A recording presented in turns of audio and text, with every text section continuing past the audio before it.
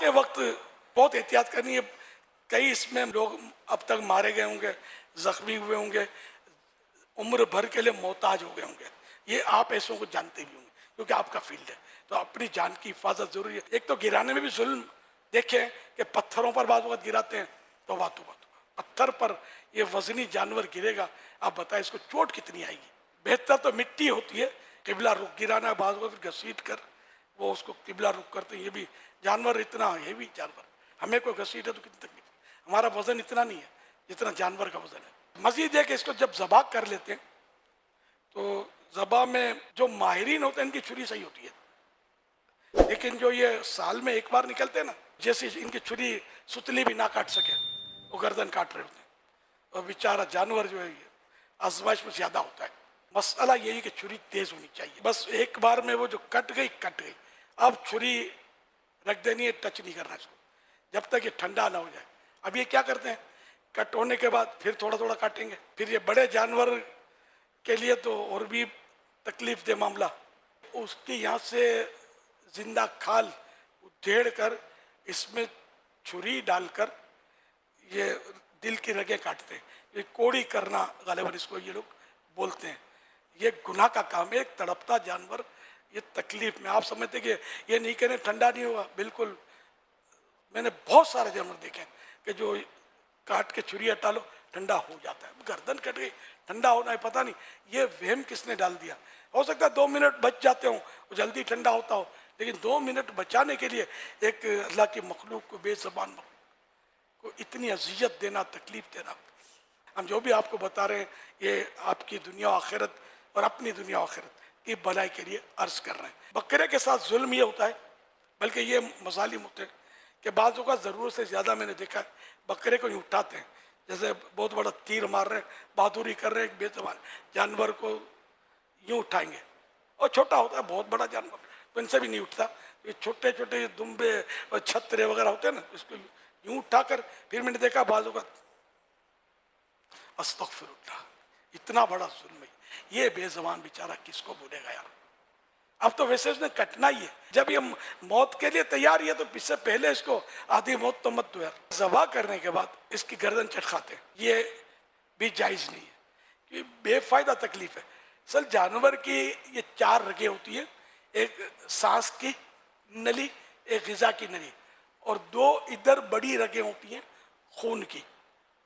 یہ 4 کٹ جائیں ٹھیک ہے, چاروں کا اکثر حصہ, میجورٹی پارٹ یہ کٹ جائے تب بھی جانور حلال ہو گیا. ٹھیک ہے نا. تو اب بلا وجہ وہ ہڈیاں کاٹنا اور اس کی حرام مغز دکھانا اور گردن موڑنا, واٹ از دس, یہ کیا ہے, چٹخانا. تو یہ ہر ظلم ہے. یہ ٹھنڈا ہونے سے پہلے اس کی نلی پر الٹی چھری مارتے رہتے ہیں. بعض لوگ خالی ٹانگ اچھال کے رکھ دیتے ہیں, اس سے بھی پتہ چل جاتا ہے. چھری تو کب کہ جب بہت زیادہ ضرورت ہو تو آہستہ سے ٹچ کریں. آپ کی ہڈی پر کوئی ہلکی سی ڈنڈی مارے گا چیخ نکل جائے گی, تو اس کی بھی ہڈی نلی ہے نا, اس کو تکلیف بہت ہوگی, تو وہ اس سے ہلے گا. دوسرا, چھری اگر رکھ بھی دی تو کیا کرتے ہیں کہ کٹی ہوئی گردن کو یوں نچوڑتے ہیں. بڑا جانور ہے چھوٹا یوں یوں کرتے رہتے ہیں. آپ کے ہاتھ میں کھجلی ہوتی ہے یار تو کوئی ملہم لگا لو. اس بیچارے کو کوئی تکلیف دے رہے ہیں, اس سے کیا ٹھنڈا ہو جائے گا.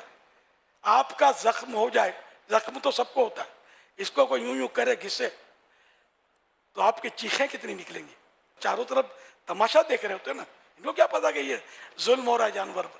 بارگاہ رسالت میں ایک صحابی نے عرض کیا کہ یا رسول اللہ صلی اللہ علیہ وسلم, مجھے بکری ذبح کرتے وقت رحم آتا ہے.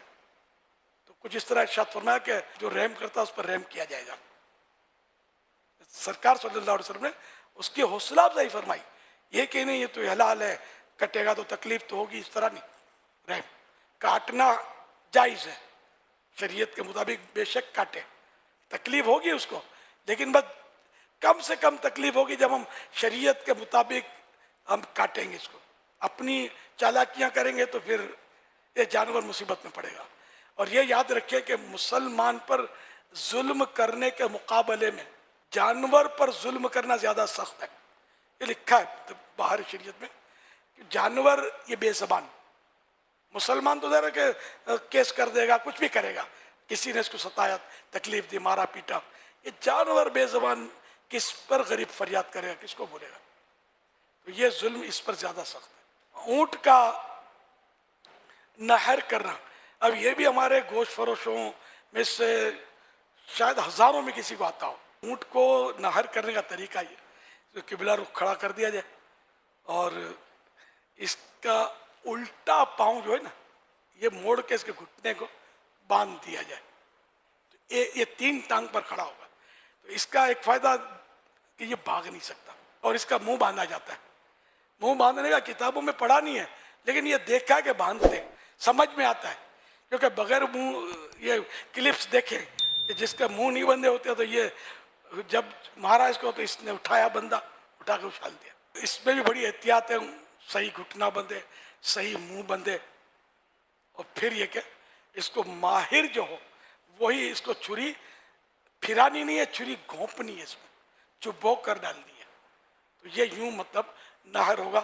نہر سنت ہے, ذبح سنت نہیں ہے.